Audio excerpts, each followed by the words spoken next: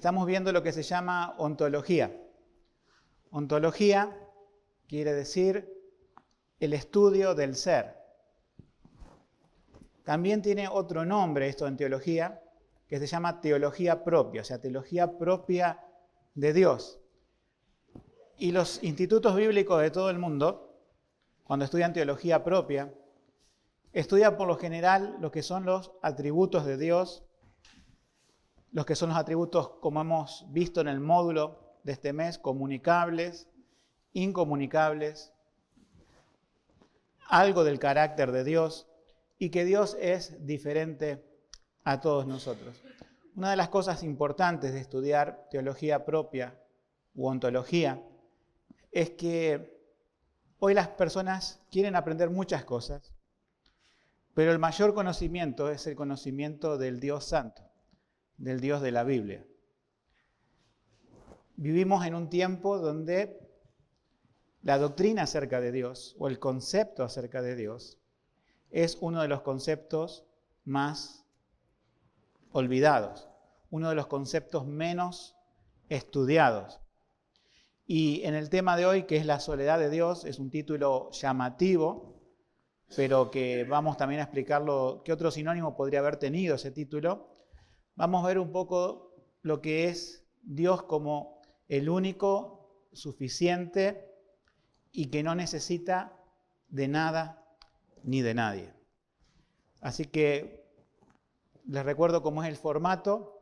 Vamos a dar las diapositivas. Primero vamos a orar, pero vamos a dar las diapositivas y después de las diapositivas y de la charla vamos a dejar lugar para preguntas.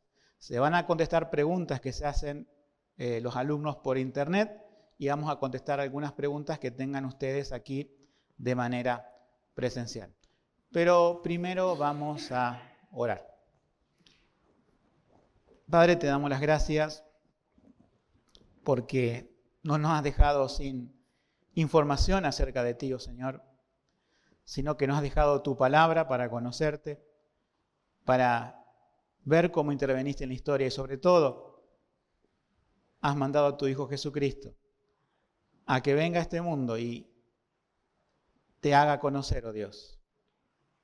Hemos visto su gloria, como dice el Evangelio de Juan, y a través de la fe, los creyentes de todos los tiempos, hemos creído en ese único y suficiente Salvador.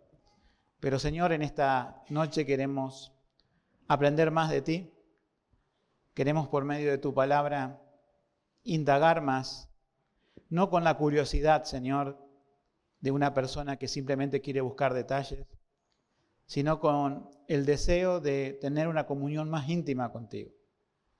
Te pido que bendigas a las personas que hoy van a recibir el estudio, tanto aquí como en internet, y que también bendigas a las personas que recibirán este estudio grabado más adelante.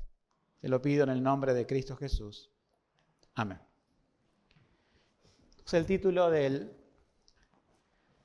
la clase extra del Instituto Spurgeon es La soledad de Dios. Una forma de cambiar el título, yo decía, era unicidad. Podríamos decir, si hablamos teológicamente, no hablaríamos de soledad. Esto lo usa un autor llamado Arthur Pink, que fue un bautista reformado de principios del siglo XX y escribió un libro que yo les recomiendo y se puede bajar también de manera gratuita en el Instituto Spurgeon, que se llama ese libro Los atributos de Dios. Después también tiene otro libro muy bueno que se llama La soberanía de Dios. Así que les recomiendo eso como lectura a Arthur Pink. Bien, la soledad de Dios o unicidad. ¿Por qué unicidad? Bueno, porque el primer concepto es que Dios, ¿sí?, existe desde la eternidad y existe sin necesidad de haber creado nada ni estar en compañía de nadie. Entonces vamos a ver en la primera diapositiva lo que yo digo, tres afirmaciones que podemos decir son devastadoras para nuestro orgullo. Para el orgullo humano esto es devastador. Más en un tiempo donde se exalta al hombre y a Dios se lo tiene como un igual. ¿Cómo reaccionás ante estas tres proposiciones? y son duras. Dios no te necesita. Oh, ¿cómo no me necesita? Bien. No podés manipular a Dios con tus oraciones, con tus acciones, o sentimientos. ¿Suena duro eso? No podés hacer que Dios cambie de parecer o que lo manipules, así sea que hagas algo o que les inspires lástima. Y tercero, no podés añadir nada a su gloria. Pero ¿cómo no alabamos a Dios y no damos gloria a Él? Quiero que pienses bien estas tres afirmaciones. Dios no se necesita. Hoy lo que se promueve en todos los lugares es que parece como que Dios estaría perdido sin la función de la iglesia, que Dios estaría perdido sin tu obra o sin tus acciones. Dios no nos necesita. Es duro entender esto. Pero así como comenzamos este estudio de manera dura, podemos decir, al final vamos a volver a la misma diapositiva y vamos a ver la otra cara de la moneda, que es la gracia y la misericordia de Dios. ¿Cuántas personas creen que pueden manipular a Dios con tales oraciones o haciendo cosas? Y como que muchas personas dicen, bueno, si yo hago esto, si yo ayuno, si yo salgo a predicar, si yo hago tal y tal cosa, le voy a poner en deuda a Dios conmigo. Y después cuando le pido, Él tiene que responder, me tiene la obligación porque yo hice cosas. Todavía ese es un concepto muy humano de Dios. Y cuando decimos que damos gloria a Dios, en realidad no estamos añadiendo nada a su gloria.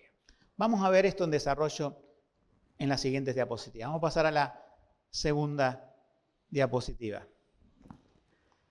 Había una charla entre Martín Lutero en el siglo XVI y Erasmo de Rotterdam. Martín Lutero era el reformador, ¿sí? El que dio inicio a la reforma allí en 1517 y desde un principio tuvo un opositor teológico pacífico, pero opositor teológico al fin, que era Erasmo de Rotterdam, de Holanda. Es Rotterdam. Y este Erasmo, por un lado, era un simpatizante a medias de la Iglesia Católica y por otro lado, netamente, una persona humanista que tenía una opinión muy humana de Dios. Y lo que le decía a Lutero, lo que le criticaba a Lutero, decía que el Dios de Erasmo, en minúscula, era muy humano. Bueno, 4 siglos después, en el siglo XX, Arthur Pink tiene que lidiar a principios del siglo XX con las mismas cosas. Dice, un Dios que está al servicio de nuestros caprichos. Y muchas veces esos caprichos le llamamos oraciones. Decía Arthur Pink que el Dios que se hacen, y estamos hablando de un siglo atrás, exactamente un siglo atrás, el Dios que se hacían las personas en su tiempo era peor que el ateísmo. Porque invocaban al verdadero Dios y lo rebajaban a la altura de un hombre al cual pueden manipular a su antojo, al cual pueden analizar, indagar y al cual pueden pedirle cosas o hacer que obedezca cosas. Decía que era peor que el ateísmo, porque el ateísmo no se encarga de menospreciar a Dios, simplemente no cree. Pero es mucho peor decir que tenemos al verdadero Dios y tratarlo según mis pensamientos y no los pensamientos de la Biblia. Entonces, en el siglo XXI pasa exactamente lo mismo, o quizás peor que en el siglo XX. Las personas se forman una imagen de Dios, como si fuera un rompecabezas, sacan un poco de aquí, un poco de allá, se lo explican a otra persona, se usan púlpitos para predicar ese Dios con minúscula, pero que no sale de las Escrituras, sino que es un Dios hecho a la medida del hombre moderno. Por lo tanto, podemos decir, la información recortada del verdadero Dios, podemos hacer un ídolo. A veces muchos evangélicos dicen, pobre la gente católica que adora a una virgen de yeso o de madera o a los santos o a cosas por eso. Nosotros no somos idólatras. Claro, no se hacen una imagen para romper, podemos decir, el segundo mandamiento, pero sí rompen el primer mandamiento de la ley, que es no tendrás dioses ajenos. Y cuando vos te haces una imagen de Dios incorrecta, de acuerdo a tu mente humana y carnal, lo que estás haciendo es un ídolo. Y eso es para Dios tan abominable como haber construido una imagen de yeso, como haber construido una imagen de madera. Vamos a pensar un poco cómo era antes de crearse este mundo. Nosotros en Génesis 1:1 tenemos en el principio creó Dios. ¿Pero qué principio? Si Dios es eterno, no tiene principio ni fin. El universo tuvo principio, el hombre tuvo principio, pero Dios no tiene comienzo. Él existió siempre. Entonces en nuestra mente finita decimos, no puedo imaginarlo. ¿Por qué no podemos imaginarlo? Porque como seres humanos creados a la imagen de Dios, para nosotros todas las cosas para ser explicadas tienen que tener un comienzo. Y no nos imaginamos y no podemos imaginar algo que no tenga un comienzo. Pero así todo, antes de crear, por ejemplo, ni un solo ángel, antes de crear ni una galaxia, ni un planeta, ni animales, ni plantas, ni el mundo, ni por supuesto al hombre, Dios existía en la eternidad. Ahora, no sé cómo te imaginas esa existencia, cómo nos imaginamos esa existencia. Nosotros lo creemos por la fe, no es por la imaginación. Pero muchas veces se piensa diciendo, bueno, si no creo nada, todo está en oscuro. Todo es una penumbra. Pero nosotros sabemos que Dios, justamente, vive en una luz. Él es la luz. Y cuando Él crea en un principio, ¿sí?, todas las cosas, las trae a la existencia. Lo primero que dice Él es, sea la luz. Pero, ¿por qué crea Dios al mundo?, nos preguntamos. ¿Acaso se sentía solo? ¿Acaso quería tener compañía, alguien con quien charlar? Nosotros tenemos que considerar que Dios es autosuficiente y Dios no necesita crear nada para sentirse completo. O sea, Dios no necesita crear ni ángeles, ni el universo, ni al hombre. Entonces uno dice, ¿por qué lo hizo? Bueno, vamos a ver que lo hizo por el afecto de su voluntad, o sea, porque realmente lo decidió. Pasemos a la diapositiva siguiente. Nosotros tenemos este versículo que podemos buscar en 1 Timoteo 6:16. Este versículo es un versículo que nos habla del atributo de Dios, de su inmortalidad y de autosuficiencia. Pero quiero que prestes atención a las palabras de este versículo.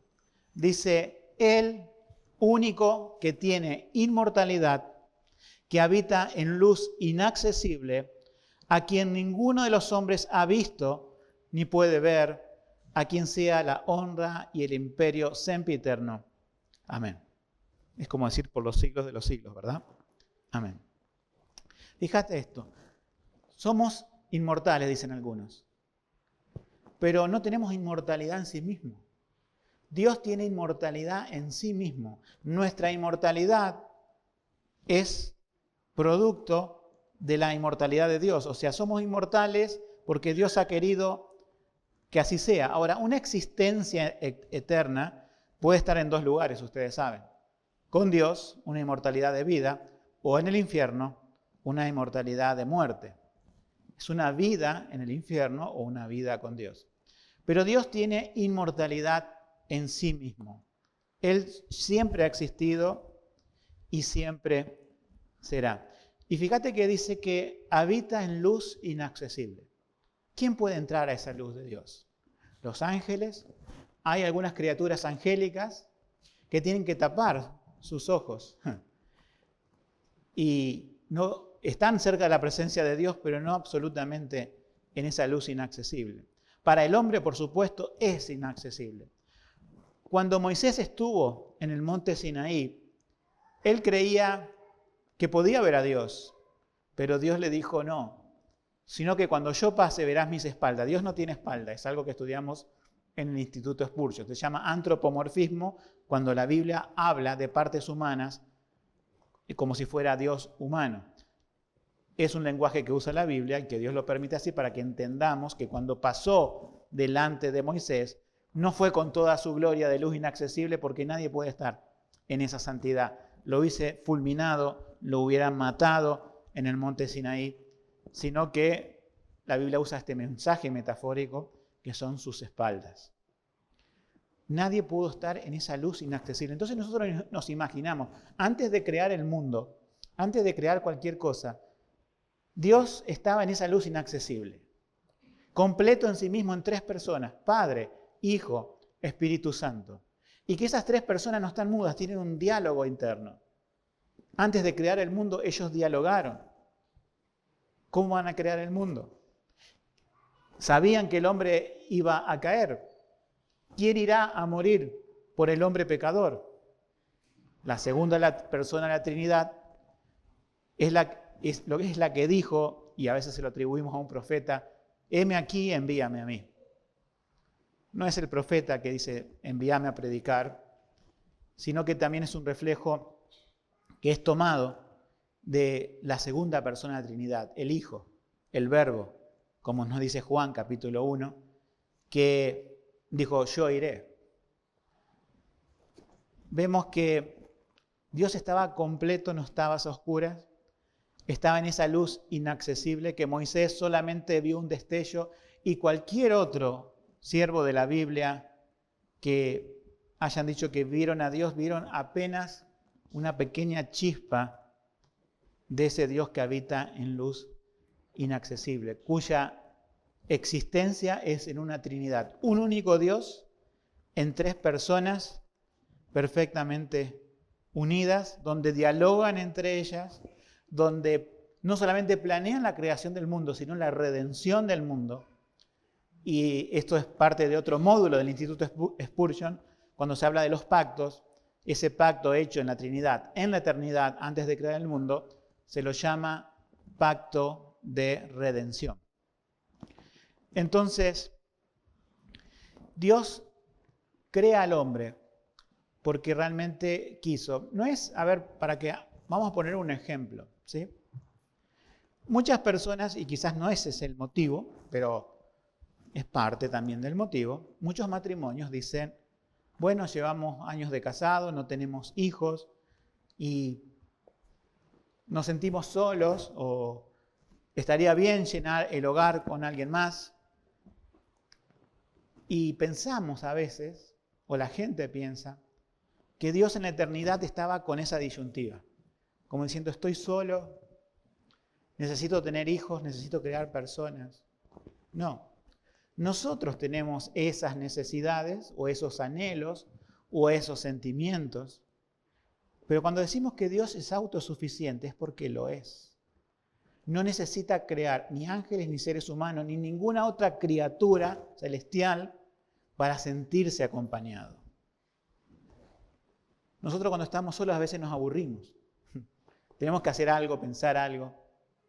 El celular ha venido al rescate de los aburrimientos. Dios no se aburre. Dios no necesita ser entretenido. Uno dice, pero esas son cosas obvias, pero ponete a pensar un poco para que Dios se haga más grande. Un Dios que ocupa todo el universo y más allá, que habita en luz inaccesible, que no te necesita, que no necesita crear nada, que no se aburre, que está bien y satisfecho en su Trinidad, completo y satisfecho consigo mismo. Él nunca dice, bueno, me falta algo, ¿qué más puedo crear? No. Dios no necesita esa clase de cosas, ni tampoco estuvo obligado a crear. Decía Arthur Pink, Dios no estaba bajo restricciones, ni obligaciones, ni necesidad de crear. Que Él escogiera hacerlo así fue un acto puramente soberano de su parte que no fue causado ya sea por algo o por la criatura o por algo fuera de sí mismo, determinando únicamente por su propia y mera voluntad, porque, como dice Efesios 1:11, tenemos que Él hace todas las cosas según el designio de su voluntad. Ahora lo vamos a ver en la siguiente diapositiva.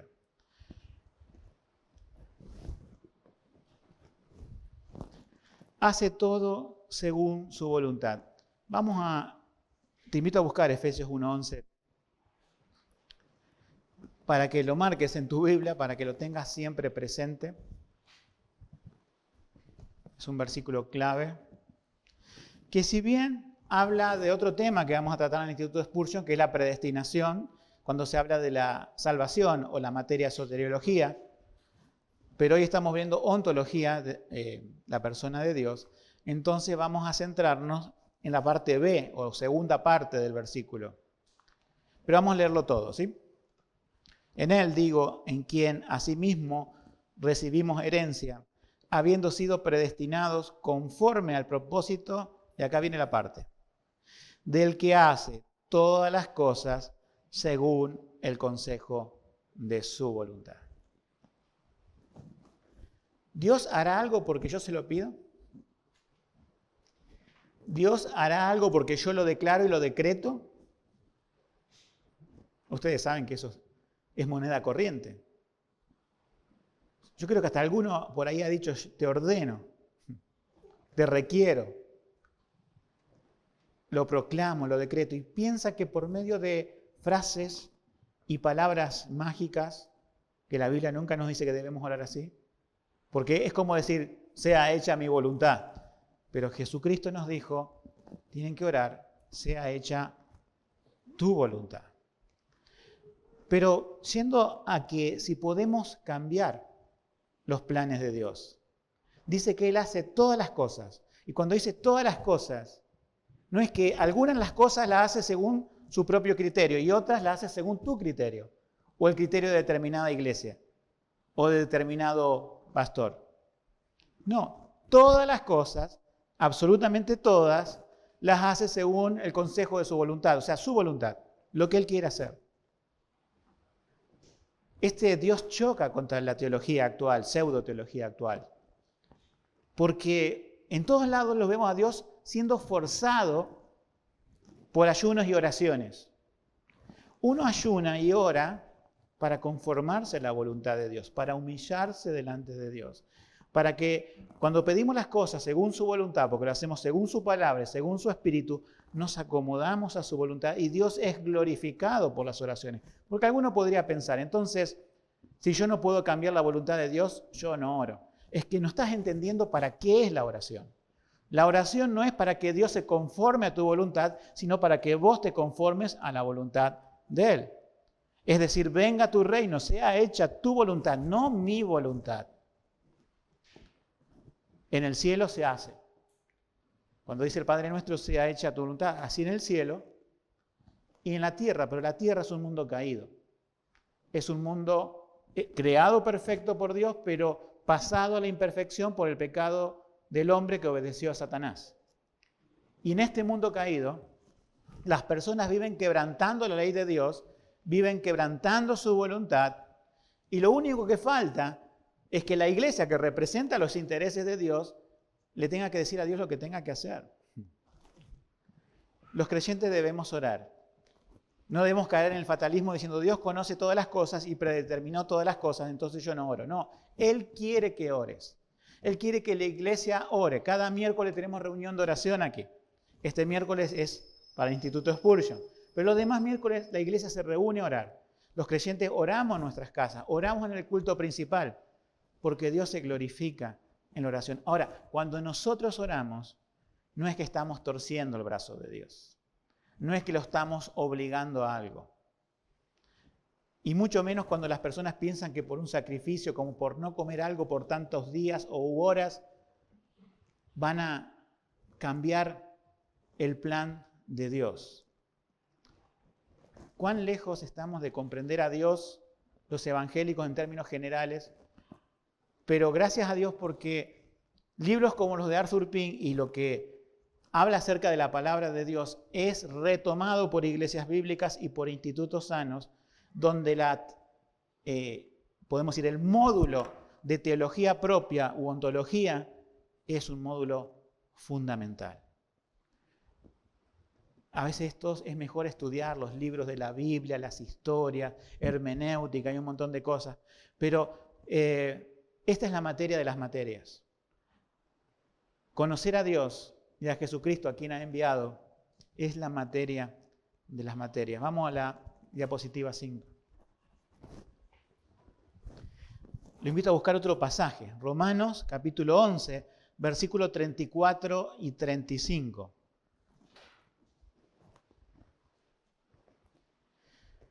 Aquí estamos considerando cuando adoramos a Dios. A veces se piensa que adorar es cantar. Mucha gente piensa decir, bueno, vamos a adorar a Dios, y ya habían orado y ahora van a comenzar a cantar. No, adorar es una suma de cosas. Así por lo menos lo entendemos en la teología. Es orar, es cantar también, es predicar. Es un medio de adoración. Las personas que escuchan la palabra de Dios están adorando a Dios. Y aun cuando se celebran cosas que Él ha instituido en su palabra, como la cena del Señor o el bautismo, es parte del culto de adoración. En el versículo 34 de Romanos 11 dice, porque ¿quién entendió la mente del Señor? Pregunta, ¿quién la entendió? ¿La entendiste vos? ¿Quién fue su consejero? ¿Quién le dio consejo al Señor? Tenemos una canción que cantamos en esta iglesia. Versículo 35. Y fíjate esto, ¿quién le dio a él primero para que luego le sea pagado? ¿Quién le puede dar algo a Dios para que después Él esté en deuda con cada uno de nosotros? No puede ser de esa manera como se piense. Ahora, fíjense que cuando nosotros exaltamos a Dios, adoramos a Dios, nosotros pensamos que estamos dándole algo. Y a veces el pensamiento errado es que estamos haciendo a Dios más grande. ¿Han escuchado esa frase? Vamos a alabar a Dios porque Él es grande, pero también para engrandecer, ¿sí?, su persona. La Biblia habla de engrandecer su nombre, sí, pero quiere decir tributar la gloria que Él ya tiene. A ver, esto va a chocar con nosotros. Piensen en la gloria de Dios. ¿Qué es la gloria de Dios? La gloria de Dios es un atributo que Él es el único y supremo. Tiene la supremacía. La gloria, podemos decir, está en todo lo que creó y en su persona específicamente. Él pudo haber creado cosas que reflejan su gloria, pero estamos hablando de su gloria a la cual vamos a poner un término agregado, intrínseca. Su gloria propia. Dios existe de la eternidad con esa gloria y va a existir siempre. Si nosotros pudiéramos añadir algo, quiere decir que también podríamos quitar algo. Pero no se puede hacer eso. A Dios no se le puede añadir más gloria de la que ya tiene. Si estás en un trabajo y te ascienden de puesto, bueno, todos se ponen contentos. Si te dan un ascenso o un premio, te suben de rango. En el ejército sucede eso. Pero a Dios nadie lo sube de rango. Nadie le da un mejor puesto. Nadie hace más grande su gloria, porque si podríamos añadir algo, quiere decir que con lo que hacemos nosotros como criaturas podríamos quitar algo. Pero Dios es inmutable. Cuando hablamos de la inmutabilidad de Dios, una de las cosas es que no podemos añadir nada a su gloria. Entonces, cuando la iglesia alaba a Dios, cuando un creyente alaba a Dios, no le está agregando nada a Él. Está simplemente reconociendo la gloria que ya tiene. Decía Arthur Pink, no necesitaba esa gloria externa, y que es por su gracia, que surge de los redimidos, o sea, de su iglesia, porque Él es lo suficientemente glorioso en sí mismo sin ellas. Si no cantás, no orás y todas las voces del universo se callan, y nadie da gloria a Dios, y por un momento todos los ángeles, millones, se callan y no dan gloria a Dios, Él sigue siendo glorioso. ¿Se entiende? Sigue siendo glorioso. Pero Él es digno de gloria porque es Dios, porque nos creó. Y a los creyentes, porque no solamente tienen el derecho creacional sobre nosotros, sino el de redención. También nos redimió. Y aún los enemigos de Dios van a tener que confesar un día, toda lengua confesará que Jesucristo es el Señor. Amigos y enemigos, redimidos y perdidos, van a tener que reconocer el señorío. Y Dios va a aparecer con gloria, con Cristo, ¿no es cierto?, en su segunda venida. Veamos la diapositiva más 6. Y esto es más extraño aún. Decía Arthur Pym, vamos a ir un poco más lejos. Y vamos a explicarlo bien, para que no se malentienda, porque es complejo esto que vamos a ver. Vamos más lejos, dice, nuestro Señor Jesucristo no agregó nada a Dios en su esencia y gloria, ni por lo que hizo, ni por lo que sufrió. ¿Cómo? Nosotros pensamos que Jesucristo vino, encarnó. Los ángeles en Belén, el coro angelical, después fue a la cruz, tembló la tierra, resucitó. Entonces podemos decir, ahora Dios es más glorioso. Tampoco. O sea, ni los ángeles añaden gloria, ni los seres humanos añaden gloria, ni la encarnación añade gloria. Porque si tenía que encarnar para tener más gloria, entonces estarían en una especie de, no sé, desventaja. Lo habríamos puesto en deuda con nuestra caída en el Edén y Él tenía que venir a recuperar su gloria perdida. No perdió la gloria en el Edén, el hombre perdió su gloria, imagen de Dios con que fue creado. El hombre fue muerto por sus pecados. El hombre es el que perdió algo. En el Edén nadie perdió algo, Dios no fracasó. Y cuando envía al Señor Jesucristo, lo que sí es glorioso es su persona. Dice, hemos visto su gloria, gloria como la del unigénito del Padre. Lean Juan 1.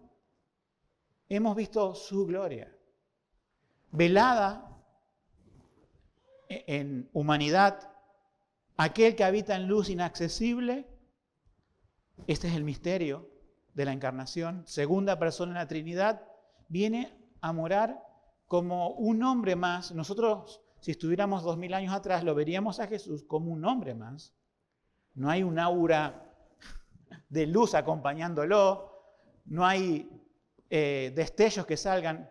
Él estaba en humanidad, pero estaba su divinidad también allí.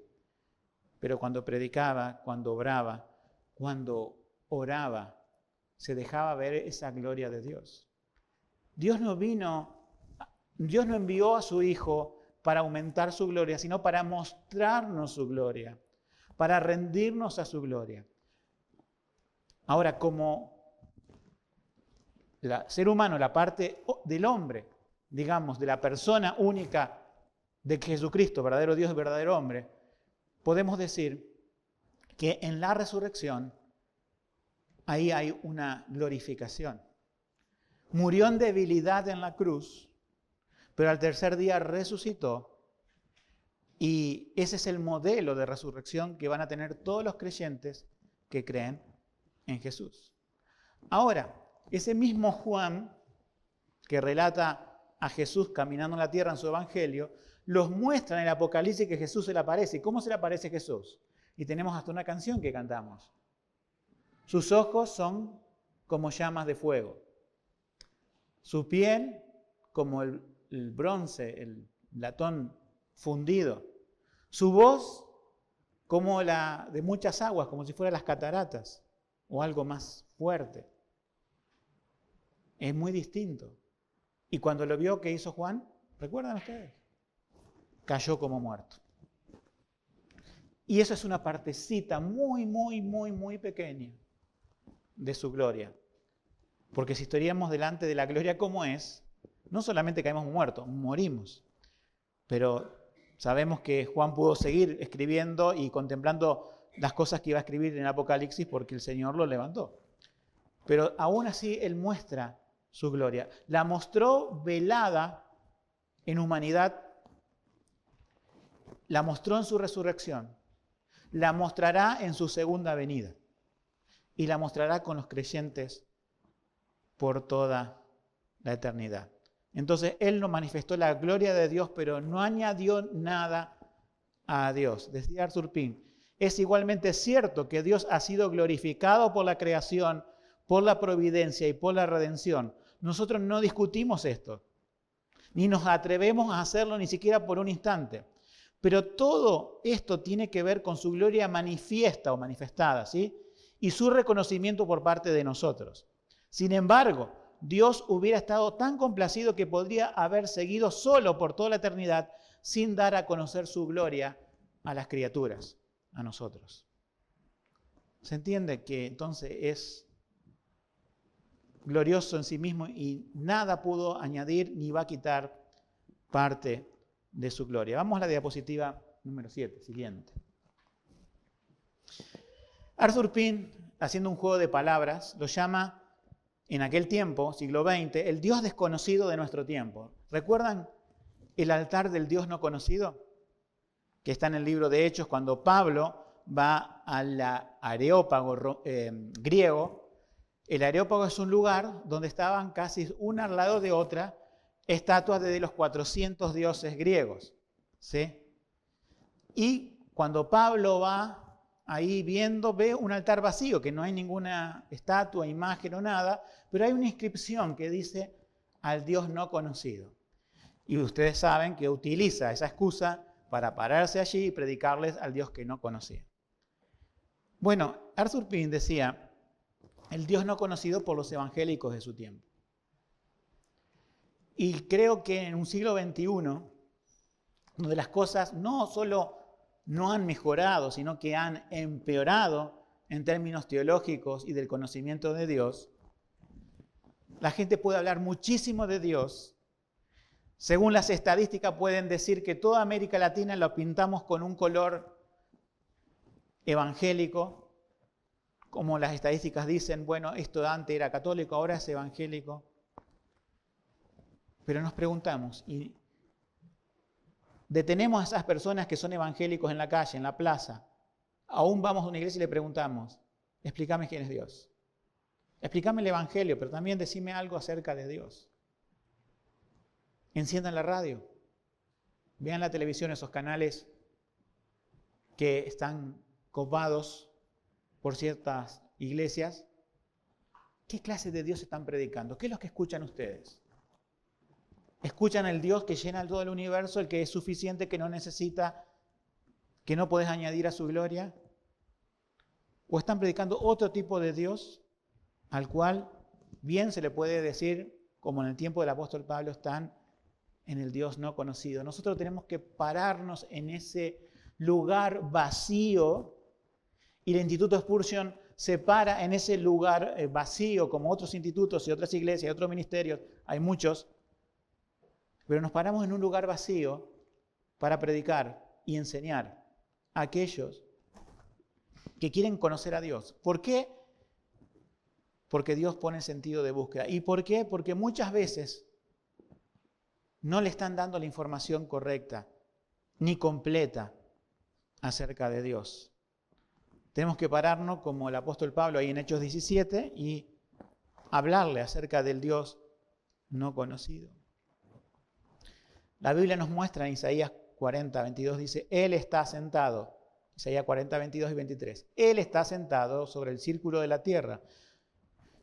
Y fíjate esta parte, cuyos moradores son como langostas. Él extiende los cielos como una cortina, lo despliega como una tienda para morar. Él convierte en nada a los poderosos y a los que gobiernan la tierra hace como cosa vana. Fíjense, aquí hay una persona como diciendo lo que tiene que hacer Dios. Somos langostas. pero en su misericordia quiso salvar al creyente. Aún los más poderosos de la tierra son como cosa vana, como nada, nos dice la Biblia. Sin embargo, muchos, en nombre del Evangelio, se paran y dicen que pueden poner a Dios a su servicio. Dicen, Dios, ahora tenés que concederme lo que te pido. Otros piensan que Dios va a ser afectado por lo que hacen. Otros piensan que van a poder cambiar los planes de Dios o sus sentimientos. Y otros piensan, en definitiva, como un cierre, que Dios es como uno de nosotros. Papá, le dicen. Es el Dios del universo, es el Rey, pero es nuestro Padre, ¿sí? Pero no es papá. Es Padre nuestro que estás en los cielos. Es Señor. Los dibujos blasfemos de Jesús, las historietas, toda esa comicidad está dentro del mundo evangélico. La forma en que oran. Vos, presidente, ¿le dicen así? Bueno, algunos capaz que ya perdieron todo protocolo. Pero el presidente quizás, o alguna figura importante, no trataríamos de vos. A Dios tampoco. El registro bíblico es tú, oh Padre. Tú, Señor. En otros países donde no tienen el voceo como en Argentina, usan usted. Y cuando tengo que ir a otros países, a veces a dar una charla, en la oración tengo que usar usted porque se van a enojar muchos creyentes. Está ahí tratando a Dios como si fuera un igual. Dios no es un igual a nosotros. Si alguna vez lo trataste de papá o cosas por el estilo, por la influencia del evangelismo de hoy, Dios es grande. Es nuestro Padre, ¿sí? Nos ha dado la adopción. Pero no podemos tener la misma familiaridad irrespetuosa que puede tener un hijo con nosotros. Pueden llamarnos papitos, nuestros hijos pueden llamarnos papá, pueden hacer muchas cosas, pero Dios, aparte de ser nuestro Padre, es nuestro Dios y Señor. Si no vemos a Dios así, estamos viendo ese Dios pequeñito formado por los evangélicos de hoy, donde vos lo podés llamar de cualquier forma, podés charlar de che, tratarlo de usted, de che. En Argentina, los que están en otros países van a decir, ¿qué es che? Bueno, es como decir un compañero, no sé, nos están escuchando quizás también personas de México. Cada país tendrá una forma de tratar, podemos decir, con familiaridad a otras personas. Pero Dios no puede ser tratado así. Si no, estamos copiándonos y acoplándonos a aquellos que proclaman un Dios no según la Escritura. Fíjense en la reverencia. Los querubines que ponían sus alas para cubrir sus rostros, sus pies, y con otras dos volaban en Isaías 6, y nosotros venimos a tratarlo de papá. ¿Hasta dónde ha caído el Evangelio? ¿Hasta dónde ha bajado todo? Estamos llenos de desinformación, pero volvemos a la Biblia a estudiar. Por eso es importante un instituto bíblico. Por eso es importante estudiar en la iglesia, en los estudios que tengan cada una de las personas que quizás nos estén escuchando, si tienen un estudio sano de la Escritura. Es necesario volver a la Escritura para saber quién es Dios, para saber cuál es nuestra posición. Decía Salomón, cuando vas a la presencia de Dios, guarda tu pie.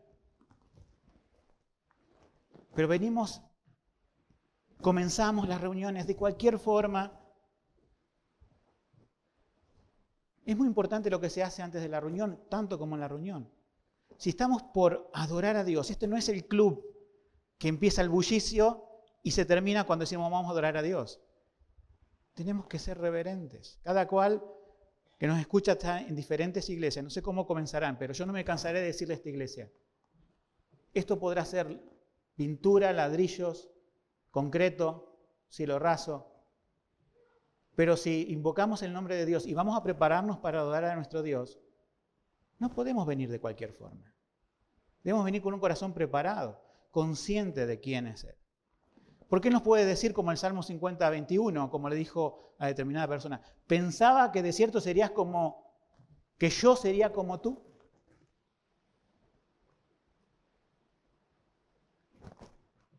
No es el pastor, es Dios. No es nada el hombre, no es nada el hombre. Tenemos que tomar con este módulo de ontología una conciencia más profunda de quién es Dios y de quiénes somos nosotros. Venid ante Él con regocijo, con reverencia, con temor, con temblor. Todas esas palabras están en las Biblias, no las estoy inventando, hermanos. Vamos a pasar a la diapositiva número 8. Y ya terminamos con otra más. Pero vamos a leer esto. Job 26:14. He aquí, estas cosas son los bordes de sus caminos. Y cuán leve susurro es la palabra que hemos oído de él. Pero el trueno de su poder, ¿quién lo entenderá? Nosotros vemos la naturaleza, vemos las estrellas, vemos los truenos, los relámpagos, las cosas magnificencias de la naturaleza y pensamos Dios es el creador y eso está muy bien. Y ese es un susurro de Dios. Un susurro nomás. Dios, como es espíritu, Juan 4:24, solamente puede ser conocido espiritualmente. Entonces, diapositiva 9. La revelación de Dios es por medio de su palabra y por medio de su Espíritu Santo. Esto es teología. Es la palabra de Dios, pero el Espíritu Santo obrando en nosotros. No es un conocimiento mecánico. El Espíritu Santo tiene que brillar en nuestros corazones más allá de nuestros intelectos para darnos el conocimiento de la gloria de Dios en la faz de Jesucristo. Vamos a leer como último versículo 2 Corintios 4:6. 2 Corintios 4:6 es como el segundo Génesis. En el primer Génesis Dios dijo, ¿cuál fue la expresión de él? Sea la luz. Y aquí, espiritualmente, también es sea la luz. Primero sea la cruz para que sea la luz. Porque Dios que mandó que de las tinieblas resplandeciera la luz, es el que resplandeció en nuestros corazones para iluminación del conocimiento de la gloria de Dios en la faz de Jesucristo. Si Dios no resplandece en nuestros corazones, no entendemos quién es Jesús.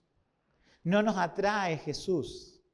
Si Dios nos resplandece por su Espíritu Santo a través de su palabra, no la comprendemos, no la entendemos, lectura que nos aburre, sino. Pero cuando Él lo ilumina, todo es diferente.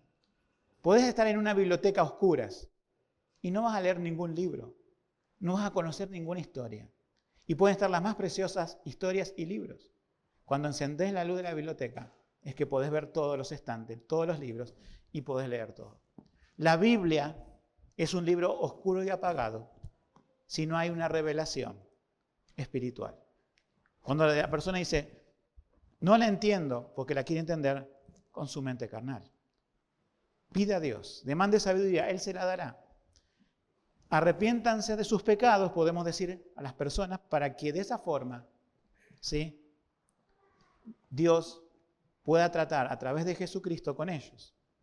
Arrepentimiento para con Dios, fe en el Señor Jesucristo, hace que las personas estén en comunión con Dios. Y cuando están en comunión con Dios es porque el Espíritu Santo abrió sus ojos para ver a Jesucristo, para ver su palabra, y ahora a través de la Escritura, como estamos en esta noche, comprender un poco más de Dios. Terminamos con la última diapositiva. Dijimos que íbamos a volver al principio. Dios no te necesita, pero ¿cuál es la conclusión? Nosotros necesitamos de Él. No te sientas mal, Dios lo sabe. Dice, no te esfuerces por complacerme, vos necesitas de mí. Nosotros necesitamos de Dios. El segundo punto, no podés manipular a Dios con tus acciones o sentimientos. Entonces, ¿qué hacemos? No oramos más, no, oramos como nos enseñó el Señor Jesús. Sea hecha tu voluntad. Y por último, no podemos añadir nada a su gloria, pero no te preocupes. Él quiere que vivamos para su gloria. La pregunta número 1 de los catecismos reformados pregunta, ¿cuál es el fin principal del hombre? Y la respuesta a coro de todos es, el fin principal del hombre es glorificar a Dios y disfrutar de Él para siempre. ¿Cómo podemos glorificarlo y disfrutar de Él para siempre? Creyendo en Jesucristo. ¿Y cómo podemos como iglesia glorificar a Dios? Entendiendo más de su palabra como Él es. Bien, hermanos, que el Señor bendiga este estudio. Podemos leer algunas preguntas de internet y ustedes pueden levantar la mano para preguntar sobre el módulo ontología, que es el módulo del mes, o para preguntar sobre esto que hemos dado, que dijimos que se llamaba La soledad de Dios, porque era un capítulo, el capítulo 1 del libro de Arthur Pink, pero yo dije que había una palabra técnica y teológica para definir este término, que no es soledad. ¿Cuál era? Unicidad.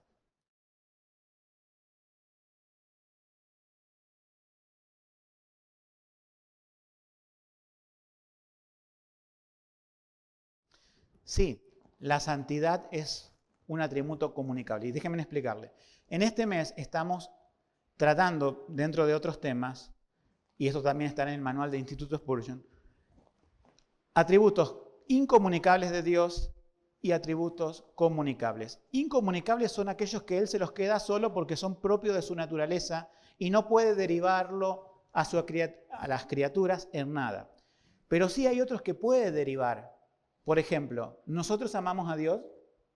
Sí. ¿Y cuál es la respuesta bíblica? Porque Dios nos amó primero. Entonces Él nos comunicó su amor. El amor es un atributo comunicable.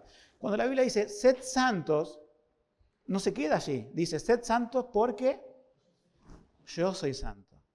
Entonces Él no espera que nosotros saquemos santidad de una parte caída que tenemos, sino que como creyentes, a través del Espíritu Santo que nos santifica por su palabra es verdad, Juan 17:17, es que Dios puede santificar nuestras vidas.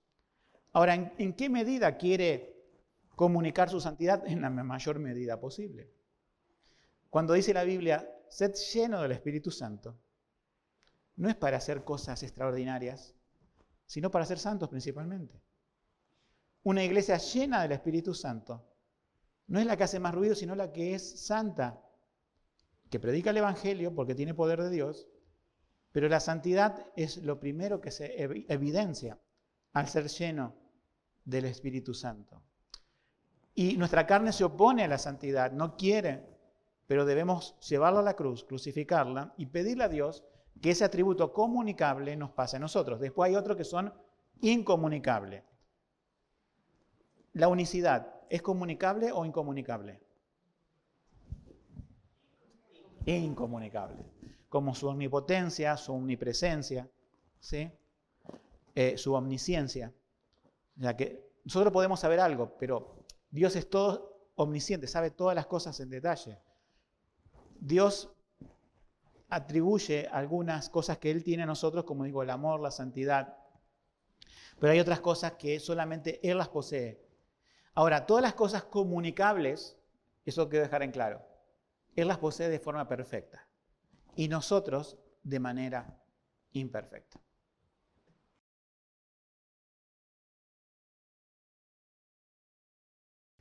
¿Está bien? Vamos a hacer dos cosas. ¿Cómo nos dice la Biblia que debemos orar por los enfermos? ¿Debemos orar por los enfermos, sí o no? ¿Sí? Dios sabe si va a sanar. Yo creo que el apóstol Pablo, es una opinión personal, cuando pidió por su aguijón en la carne, ustedes lo conocen, ¿verdad? ¿Cuántas veces pidió por ese aguijón que le quite Dios de la carne? 3 veces. Ahora, ¿Dios se lo quitó? No. ¿Por qué? ¿Qué le dijo? Bástate en mi gracia. Entonces nosotros nos damos cuenta que nosotros podemos pedir por la sanidad de un enfermo y Dios puede sanarlo, y Dios puede hacer un milagro, y esto yo lo creo, que Dios puede hacer cosas no a través de los médicos, sino de forma extraordinaria, porque Él quiere. Lo que sí no creo es que haya una persona que venga y te imponga las manos. Ya en el tiempo de Santiago dice, llamen a los ancianos de la iglesia para que oren por la persona. Es decir, la iglesia ora por la persona. Y yo creo que Dios puede hacer lo que el hombre es imposible. Eso sería otro tema del continuismo y del cesacionismo. Creemos en el cesacionismo, pero al hablar de cesacionismo no estamos hablando de que Dios no puede intervenir de manera milagrosa nunca más. Eso sería un cesacionismo extremo. Estamos diciendo con cesacionismo que Dios no revela cosas nuevas. Pero que Dios quiere glorificarse sanando al enfermo o dejándolo con la enfermedad porque Él tiene algún propósito espiritual. Pero nosotros debemos pedir y no debemos avergonzarnos de no pedir, digamos. Tenemos que hacerlo. Y la otra cosa es que cambie a alguien. Para que Dios cambie la vida de alguien, si es correcto. Nosotros oramos para que los pecadores vengan al conocimiento de la verdad de Jesucristo. Nosotros ofrecemos en una oferta el Evangelio, pero también somos conscientes de la soberanía de Dios, ¿sí? Por lo tanto, esto ya es una cuestión evangelística y del tema del Evangelio, que se iría un poco más de aquí. Pero también, como el Dios pequeñito de nuestro tiempo, que es parecido a un hombre, aún en la evangelización falla, porque le dice a las personas, abrí tu corazón, recibí a Cristo. Aceptá, dice, a Cristo. Aceptá, nunca está esa palabra en la Biblia, que yo acepte a Cristo en mi corazón. Pero la repitieron durante el siglo XIX, el XX y el XXI, entonces debe ser verdad. Pero si no está en la Biblia, no es verdad.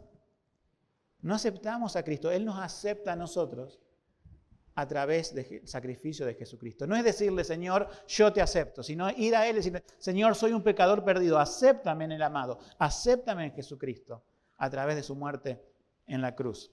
Así que ese es el cambio que esperamos ver en las personas, pero no va a decir, bueno, Dios cambia a las personas. No, es ir y predicar del Evangelio a todas criaturas. Y el Evangelio, que es poder de Dios, va a cambiar a las personas. La oración, yo no sé cuál es el contexto de la persona que pide, si es cambiar la vida de un familiar o qué, pero en términos generales, lo que transforma es la predicación de la palabra de Dios. Incluso para los creyentes, Señor, cambia mi iglesia. Pero si la iglesia no ora y no busca la palabra, ¿cómo va a ser cambiada? Predica la palabra, exhorta con la palabra, aconseja con la palabra. Y Dios va a ir cambiando su iglesia. Está bien que podamos pedir por cambios, pero que cuando hagamos eso, no lo hagamos con una mente, podemos decir, humanista en cuanto a los pensamientos de Dios, que la persona puede resistirse y que la persona termina haciendo lo que quiere. Todas las personas rechazan a Dios de plano en su naturaleza humana. Por eso Dios, y esto ya es teología reformada, ya es teología de soteriología, tiene que cambiar los corazones con su Espíritu Santo y la predicación de la palabra. Ese es el milagro mayor, podemos decir, más allá de una enfermedad física. Vamos a dejar alguna pregunta acá. No se vayan sin preguntar, por más que haya muchas. ¿Cuántas hay en internet?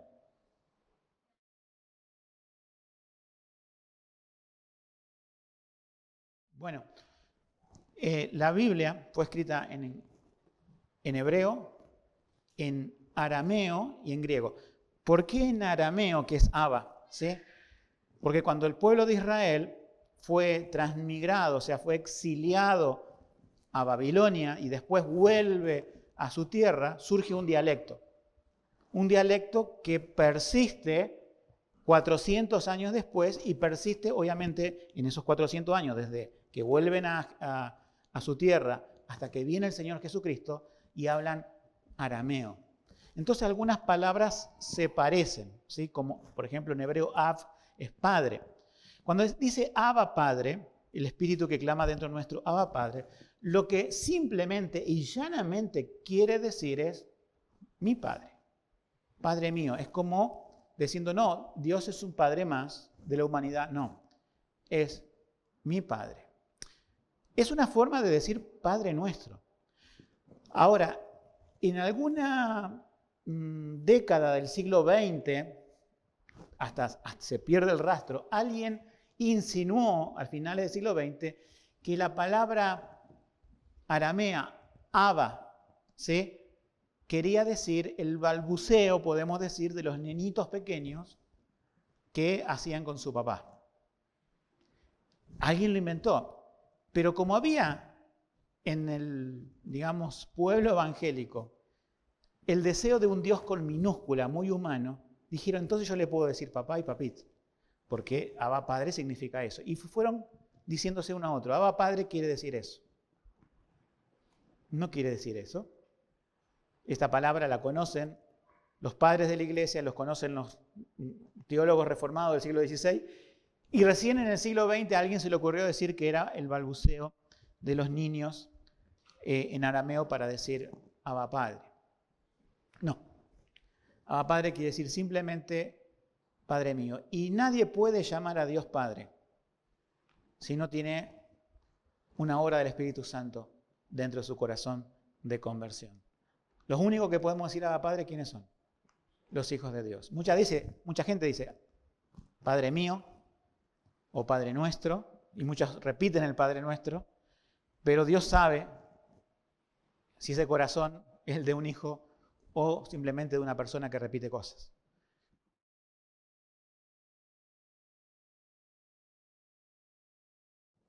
Bien, ¿quiénes son los que se gozan en el cielo? O sea, ¿Dios se goza? Por supuesto que se goza. Dios, dentro de su persona, tiene el gozo. Es algo que Él ha transmitido a sus criaturas. Y los ángeles se gozan. O sea, imagínense, un pecador que se arrepiente y los ángeles es como que, disculpen la comparación, pero porque no es Dios puedo hacer este tipo de comparación, ¿sí? Si fuera Dios no lo podría hacer. Como cuando se grita un gol. ¿Vieron cuando, o quizás en otro país se practica otro deporte, pero cuando se levanta un estadio? Bueno, imagínense que los ángeles, de alguna forma, ellos pueden ver las conversiones. No sé bien eso, pero saben cuando un pecador se arrepiente. O Dios se lo informa, o hay alguna forma que ellos lo saben. Y yo calculo que ese gozo es una exclamación angelical. Pero Dios no es así, Dios es gozoso en sí mismo. Él se une al gozo ese, pero no lo hizo más gozoso a Dios. O sea, pensar más allá de ese versículo es contradecir un poco lo que es la imagen de Dios. Así que tendría ese contexto, más o menos ese versículo. Bien, ya pasamos la 1:10, que es el tiempo acostumbrado. Gracias por haber estado. Bueno, la iglesia tiene que venir siempre, pero también aquellos que nos visitan y aquellos que nos escuchan por internet. Y vamos a terminar una oración. Los de casa no hace falta, pero los de acá los invito a ponerse de pie. Vamos a dirigirnos a Dios en esta noche con un poquito más de conocimiento de Él a través de su palabra que hemos podido ver en esta breve clase y que también nuestras oraciones rogamos puedan ser transformadas por este conocimiento del Dios Santo. Oramos. Padre nuestro que estás en los cielos, Señor, cuando vemos en tu palabra lo que tú eres, Señor, lo que son tus obras, lo que es el ser humano para que te acuerdes de él, como dice también tu palabra, no somos nada. Sabemos que somos, como dice tu palabra, como una flor que un día florece, sale el sol y se marchita al atardecer. Así es cada una de nuestras vidas delante de ti. Y que podría ser así, perdidos, si no fuera porque tú, Señor, en tu amor y condescendencia y misericordia no merecida, Señor, quisiste salvarnos. Quisiste amarnos y enviaste a tu Hijo Jesucristo a morir en nuestro lugar. ¿Cómo no darte gracias, Señor? Porque no somos como la flor de la hierba que se seca y perece para siempre, sino que a pesar de que nuestra vida es pasajera, nuestra vida está asegurada por la eternidad contigo. Gracias, Señor, porque un día fuera, Señor, de este mundo de pecado y caído, podamos decir, Señor, esperamos verte cara a cara y contemplar cada vez más esa gloria por toda la eternidad. Bendice, Señor, a cada persona que ha escuchado este estudio, a cada estudiante que está también por rendir la materia de ontología. Señor, que no hagan este instituto simplemente para colgar un diploma en su casa, en la sala de estar, sino que lo hagan para tener un conocimiento más del Dios Santo que eres tú, Señor, más de Jesucristo y más de tu palabra. Te Te lo pedimos en el nombre de Cristo Jesús. Amén.